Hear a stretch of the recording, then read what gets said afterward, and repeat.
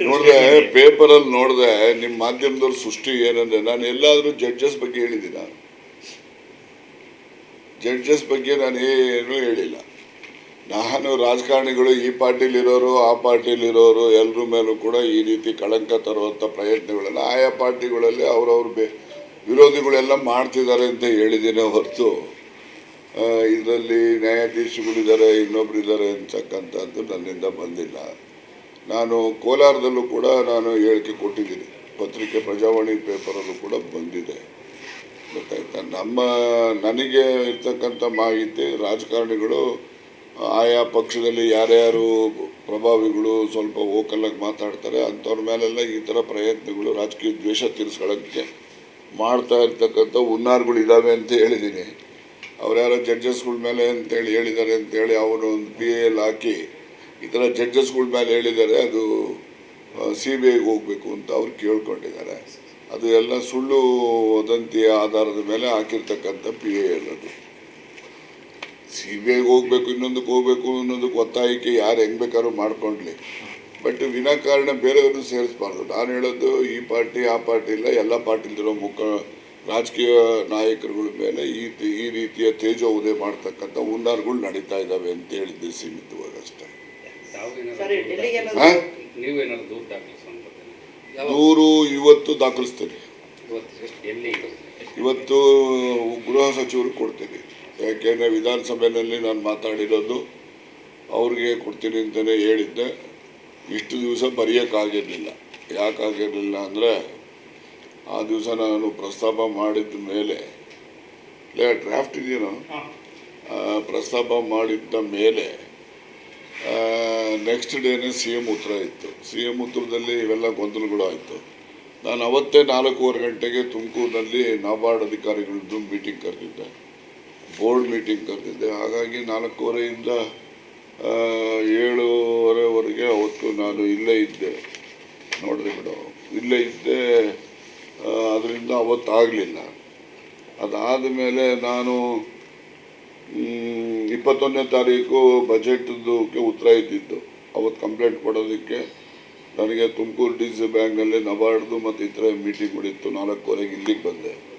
ಅದರ ನಂತರ 22ನೇ ತಾರೀಕು ಕೋಲಾರದಲ್ಲಿ ಒಂದು ಸೊಸೈಟಿ ಕಾರ್ಯಕ್ರಮ ಇತ್ತು, ಜ್ಯೋತಿ ಕೋಆಪರೇಟಿವ್ ಸೊಸೈಟಿ ಕಾರ್ಯಕ್ರಮ. ಸುದರ್ಶನ್ ಅವರ ಒಂದು ಮುಖಂಡತ್ವದಲ್ಲಿಗೆ ಅವರು ಆಹ್ವಾನ ಮಾಡಿದರು. ನಾನು ಅವತ್ತು ಹೋಗಿ ರಾತ್ರಿ ಆಯಿತು ಬರೋದಲ್ಲಿಂದ. ರಾತ್ರಿ ಬಂದವರು ನಾನು ಮಧುಗಿರಿನಲ್ಲಿ ಒಂದು ಮದುವೆ ಇತ್ತು, ಕೊರಟಗೆರೆಯವ್ರ ಮದುವೆ ಇತ್ತು, ಮುಗಿಸ್ಕೊಂಡು ಮನೆಗೆ ಬಂದಾಗ 10 ಗಂಟೆ ಆಯಿತು. ಮತ್ತು ಮರುದಿನವೇ ನಾನು ತಿಪ್ಟೂರಿಗೆ ಹೋದೆ. ತಿಪ್ಟೂರಿನಲ್ಲೂ ಕೂಡ ಒಂದು ಕ್ಷೀರಭವನ, ನಂದಿನಿ ಕ್ಷೀರಭವನದ ಉದ್ಘಾಟನೆ ಇತ್ತು. ಅದನ್ನು ಮುಗಿಸ್ಕೊಂಡು ನಾನು ಬರ್ತಕ್ಕಂಥದ್ದು ಸಮಯ ಆಯಿತು. ಆಮೇಲೆ ತಿಪ್ಟೂರಿಂದ ಸೀದಾ ನಾನು ಬೆಂಗಳೂರಿಗೆ ಹೋಗಬೇಕಾಯಿತು. ಬೆಂಗಳೂರಲ್ಲಿ ನಮ್ಮ ಮಳವಳ್ಳಿ ಶಿವಣ್ಣನ ಮಗಂದು ಮದುವೆ ಇತ್ತು. ಮತ್ತು ಇಲ್ಲಿ ಸೊಂಡೆಕೊಪ್ಪ ರೋಡಲ್ಲೂ ಕೂಡ ಶಿವರಾಮಯ್ಯ ಅಂತೇಳಿ ನಮ್ಮ ಮಧುಗಿರಿಯವರ ಒಬ್ಬರು ಮುಖಂಡರು, ರೈತರು, ಅವರ ಮಗನ ಮದುವೆ ಇತ್ತು ಸೊಂಡೆಕೊಪ್ಪ ರಸ್ತೆಯಲ್ಲಿ. ಅದನ್ನೆಲ್ಲ ಮುಗಿಸಿ ಬರೋದು ರಾತ್ರಿ 10 ಗಂಟೆ ಆಯಿತು.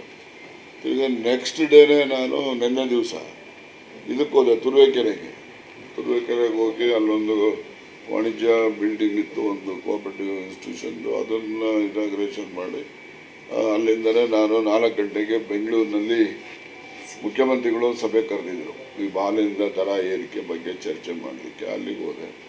ಅದನ್ನು ಮುಗಿಸ್ಕೊಂಡು 7:15 ಗಂಟೆಗೆ ಹೊರಟು ಇಲ್ಲಿಗೆ ಬಂದೆ. ನಾನು ಇವತ್ತು ಗೃಹ ಸಚಿವರಿಗೆ ಪತ್ರ ಕೊಡಲಿಕ್ಕೆ, ದೂರನ್ನು ಕೊಡಲಿಕ್ಕೆ ರೆಡಿ ಮಾಡಿದ್ದೀನಿ. ಬೆಳಗ್ಗೆಯಿಂದ ಕೂತ್ಕೊಂಡು ನಾನೇ ಬರೆದಿದ್ದೇನೆ. ಬರೆದು ಈಗ ಟೈಪ್ ಎಲ್ಲ ಮಾಡಿಸ್ತಾ ಇದ್ದೀನಿ. ಮತ್ತು ಬ್ಲೂ ಶೀಟಲ್ಲಿ ಮಾಡಪ್ಪ ಅಂತ ಹೇಳಿದ್ದೀನಿ. ಬ್ಲೂ ಶೀಟ್ ತಂದು ಕಾಪಿ ತೆಗಿತಾನೆ. ಅಷ್ಟೊತ್ತಿಗೆ ಇದೊಂದು ಫಂಕ್ಷನ್ ಇದೆ, ಮುಗಿಸ್ಕೊತೀನಿ. ಅವ್ರು ಎಲ್ಲಿದ್ದಾರೆ ಅಲ್ಲಿ ಹುಡ್ಕೊಂಡು ಹೋಗಿ ಇವತ್ತು ದೂರು ಕೊಡ್ತೀನಿ. ಅವ್ರು ಎಲ್ಲಿದ್ದಾರೆ ಅಲ್ಲಿ ತುಮಕೂರು ಕೊಡ್ತೀನಿ, ಬೆಂಗಳೂರಿದ್ದೆ ಬೆಂಗಳೂರಲ್ಲಿ ಕೊಡ್ತೀನಿ. ಎಲ್ಲನ ಇಲ್ಲಿ ಹುಡ್ಕೊಂಡು ಹೋಗಿ ಅದು ಆವನೂರವ್ರದ್ದು 100 ವರ್ಷದ ಒಂದು ವರ್ಧಂತಿ ಕಾರ್ಯಕ್ರಮ ಇದೆ. ಆ ಕಾರ್ಯಕ್ರಮವನ್ನು ಮುಗಿಸ್ಕೊಂಡು ಬಂದು ಗೃಹ ಸಚಿವರು ಎಲ್ಲಿದ್ದಾರೆ ಅಲ್ಲಿಗೆ ಹೋಗಿ ಖುದ್ದಾಗಿ ದೂರನ್ನು ಇವತ್ತು ಏನೇನು ದಾಖಲೆ ದೂರು ಕೊಟ್ಟ ಮೇಲೆ FIR ಆಗ್ತದೆ. FIR ನಿಮ್ಮ ಕೈಲೇ ಸಿಗ್ತದಲ್ಲಪ್ಪ. ಅಲ್ಲ, ಏನದು ಅಟ್ಯಾಚ್ಮೆಂಟ್ ಆಗಿ ದಾಖಲೆಗಳು ನಿಮ್ಮ ಹತ್ರ? ಅಟ್ಯಾಚ್ಮೆಂಟ್ ಏನು ದಾಖಲೆ ಇಲ್ಲ, ಏನೆಲ್ಲ ನಡೀತು ಯಾವ ಅಂತೇಳಿ ಅದ್ರ ಬಗ್ಗೆ ಬರೆದಿದ್ದೀನಿ ಅಷ್ಟೇ. ಸೆಷನಲ್ಲಿ ಮಾತಾಡಿರೋದು ಒಂದು ಸೆಷನಲ್ಲಿ ಮಾತಾಡಿರೋದು, ದೂರು ಕೊಡೋದು ನಿಧಾನ ಆಗಿರ್ತಕ್ಕಂಥದ್ದು, ಮತ್ತು ಯಾವ ಯಾವ ಸಂಗತಿಗಳು ಏನು ನಡೆದಿದ್ದಾವೆ ಎಲ್ಲನೂ ಕೂಡ ವಿವರವಾಗಿ 3 ಪೇಜ್ ಬರೆದಿದ್ದೀನಿ. ನಾನೇ ಬೆಳಗ್ಗೆ ಕೂತ್ಕೊಂಡು ಎಲ್ಲ ಬರೆದಿದ್ದೀನಿ. ಬರೆದು ಅದನ್ನು ಕೊಡ್ತೇನೆ. ಆದರೆ ಮೆಟೀರಿಯಲ್ ಎವಿಡೆನ್ಸಸ್ಸು ಅವು ಇವು ನಾನು ಇದು ಏನೋ ಇವೆಲ್ಲ ನಡೀತಾ ಇದ್ದಾವೆ ಅಂದ್ಕೊಂಡು ಸುಮ್ಮನೆ ಉದಾಸೀನ ಮಾಡಿದ್ದೆ. ಯಾವಾಗ ವಿಧಾನಸಭೆಯಲ್ಲಿ ನನ್ನ ಹೆಸರು ಪ್ರಸ್ತಾಪ ಆದಮೇಲೆ ನಾನು ಇದ್ರ ಬಗ್ಗೆ ಹೆಚ್ಚು ಇದು ಮಾಡಿದೆ. ಮತ್ತು ನಮ್ಮಲ್ಲಿ CC ಕ್ಯಾಮ್ರಾ ಇದ್ದಾವೆ ನೋಡೋದಂತೇಳಿ ಟ್ರೈ ಮಾಡಿದೆ. ಮನೆಯಲ್ಲಿ CC ಕ್ಯಾಮ್ರಾಗಳೇ ಹಾಕಿಲ್ಲ ಬೆಂಗಳೂರಲ್ಲಿ. ಅದಿದ್ದರೂ ಕೂಡ ಸ್ವಲ್ಪ ಅವ್ರು ಯಾರು ಬಂದಿರೋದು ಹೋದವ್ರು ಗುರ್ತು ಹೇಳ್ಬೋದಾಗಿತ್ತು. ಆಮೇಲೆ ಚೆಕ್ ಮಾಡಿಸ್ದೆ. ಇದೆಲ್ಲ ಘಟನೆ ಆದಮೇಲೆ CC ಕ್ಯಾಮ್ರಾಗಳು ಜನಗಳಂತ ನಾನು ಮಾತ್ರ ಈಗ ಯಾರೋ ಹೊತ್ತು ಬಂದು ಹೋಗಿರ್ತಾರೆ, ಅವ್ರನ್ನ ಪತ್ತೆ ಮಾಡಿ ಅವ್ರ ಮೇಲೆ ಕ್ರಮ ತಗೊಳ್ಳಿ ಅಂತ ಹೇಳ್ತೀನಿ ಹೊರತು ಮತ್ತು ಅದು ಅವರೇ ಸ್ವಯಂ ಮಾಡಿದಾರೋ ಅಥವಾ ಅವರಿಂದ ಇನ್ಯಾರನ್ನ ಇದ್ದಾರೋ ಏನು ಅದನ್ನು ನೀವು ಮಾಡಿ. ಅಲ್ಲಿ ಬಂದವರ ಹೆಸರು ಉಲ್ಲೇಖ ಮಾಡಿದ್ದೀವಿ. ಹೆಸರು ಗೊತ್ತಿರುತ್ತಾರೆ, ಅಪರಿಚಿತರು. ಎಷ್ಟು ಜನ ಬಂದಿದ್ರು ಅಂತ ಅದು ಮೊದಲನೇ ಸತಿ ಹುಡುಗ ಬಂದಿದ್ದವನು 2 ಸರಿ ಬಂದಾಗಲೂ ಅವನೇ ಕಾಮನ್. 2 ಸರಿ ಬಂದಾಗ ಹೆಣ್ಮಕ್ಳು ಬೇರೆ ಬೇರೆ. ಅಂದ್ರೆ ಏನು ಕೋಟ್ ಹಾಕೊಂಡು ಬಂದಿರ ಲಾಯರ್ ಟೈಪ್ ಅಂತ ಕೋಟ್ ಗಿಟ್ ಏನಿಲ್ಲ. ಅವರು ಎಲ್ಲ ಒಂದು ಜೀನ್ಸು, ಒಂದು ಬ್ಲೂ ಇದ್ರದ್ದು ಟಾಪ್ ಎಲ್ಲ ಹಾಕ್ಕೊಂಡಿದ್ರು. 2ನೇ ಸರಿ ಬಂದವರು ನಾನು ಹೈಕೋರ್ಟ್ ಲಾಯರು ಅಂತ ಹೇಳ್ಕೊಂಡಿದ್ರು. ನಾನು ಬಂದಿದ್ದೇನಪ್ಪ ಹೈಕೋರ್ಟ್ ಲಾಯರ್ ಅಂತ ಹೇಳಿದ್ದು. ಅಲ್ಲ ಲೇಡಿನ ಸರ್, ಹೈಕೋರ್ಟ್ ಲಾಯರ್ ಅಂತ ಲೇಡಿ ಬರ್ದಿದ್ದಲ್ವೇನು? ಸರ್ 2 ಟೈಮು ಹೈಕೋರ್ಟ್ ಲಾಯರ್ ಅಂತಾನೆ ಬಂದಿದ್ರು. ಹಾಂ, ಹೈಕೋರ್ಟ್ ವಕೀಲ ಇಲ್ಲ. ಫಸ್ಟ್ ಟೈಮ್ ಹೈಕೋರ್ಟ್ ಅಂತ ಹೇಳಿಲ್ಲ, ಲಾಯರ್ ಅಂತ. Second time lawyer.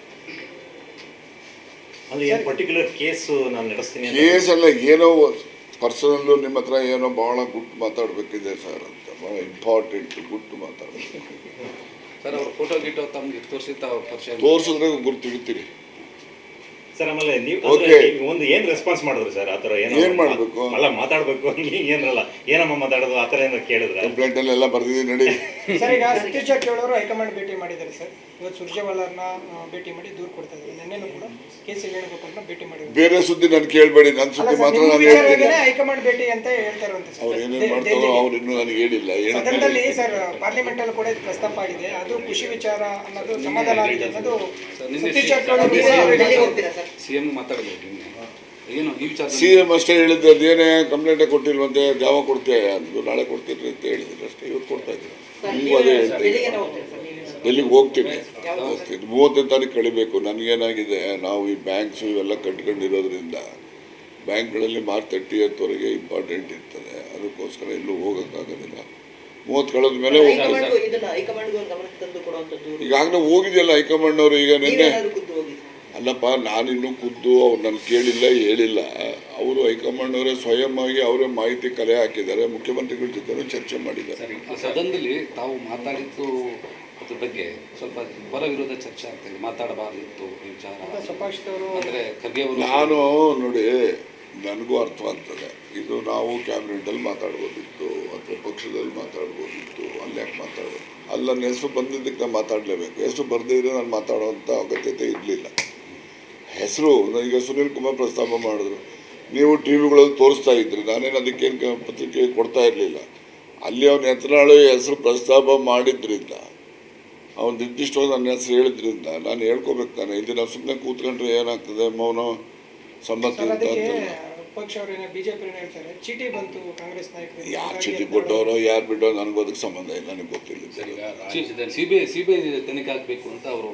ಯಾರು CBI ಎಲ್ಲರೂ FBI ಮಾಡಲಿ ಬಿಡಪ್ಪ. ರಾಜ್ಯದಲ್ಲಿ ಈ ರೀತಿ ಪ್ರತಿಷ್ಠಿತ ಗಣ್ಯ ವ್ಯಕ್ತಿಗಳನ್ನು ಒಂದು ಮಾನಹಾನಿ ಮಾಡುವಂತ ಒಂದು ಹೊಸ ಇದು ಚಾಳಿ ಹೊಸದಲ್ಲ ಇದು. ಈಗಾಗಲೇ ಹಿಂದಿನ ಉದಾಹರಣೆಗಳು ಎಷ್ಟಿದ್ದಾವೆ. ಅಲ್ಲ, ಈಗ ಇತ್ತೀಚೆಗೆ ಜಾಸ್ತಿ ರಮೇಶ್ ಜಾರಕಿಹೊಳಿ ಆಯ್ತು. ಈಗ 8 ಜನ ಕೋರ್ಟಲ್ಲಿ ಸ್ಟೇ ತಗೊಂಡು ಇದ್ದಾರೆ. ಅದೇ ರೀತಿ ಹೊಸದ ಇದು. ಮಾನಹಾನಿ ಮಾಡುವಂತ ಯಾರ್ಯಾರು ರಾಜಕೀಯ ನಾಯಕರಿರ್ತಾರೆ ಅವರನ್ನ ಮಣಿಸ್ಬೇಕು ಅಂತೇಳಿ ಅವ್ರ ವಿರೋಧಿಗಳು ಕೆಲವು ಜನ ಇದನ್ನ ಮಾಡ್ತಾ ಇದ್ದಾರೆ. ಇದೇನು ಹೊಸದೇನಲ್ವಲ್ಲ ಇದು. ಕಠಿಣವಾದಂತಹ ಕಾನೂನು ಕ್ರಮ ಆಗುವಂಥದ್ದು. ನಾವು ಅವ್ರು ಯಾರು ಈ ಒಂದು ಕೃತ್ಯಕ್ಕೆ ಬೆಂಬಲ ಕೊಡ್ತಾರೆ, ಯಾರು ಈ ಕೃತ್ಯಕ್ಕೆ ಭಾಗಿಯಾಗ್ತಾರೆ ಅಂದ್ರೆ ಎಸಗಲಿಕ್ಕೆ, ಅಂಥವ್ರ ಮೇಲೆ ಕಠಿಣ ಕ್ರಮ ಆಗಬೇಕು ಅಂತಕ್ಕಂಥದ್ದು ಒತ್ತಾಯ ಅದರಲ್ಲಿ ನಂದು ಒಂದು. ಈ ವಿಚಾರ ವಿಶೇಷವಾದಂಥ ಕಾನೂನು ಏನಾದರೂ ತರುವಂಥ ಪ್ರಯತ್ನ ಇರೋ ಕಾನೂನಲ್ಲಿ ಏನು ಬೇಕಾದ್ರೂ ಮಾಡ್ಬೋದು. ನಡೀರಿ, ಇರೋ ಕಾನೂನು ಉಪಯೋಗಿಸಿದ್ರೆ ಸಾಕು, ಹೊಸ ಕಾನೂನು ಯಾಕೆ ಬೇಕು?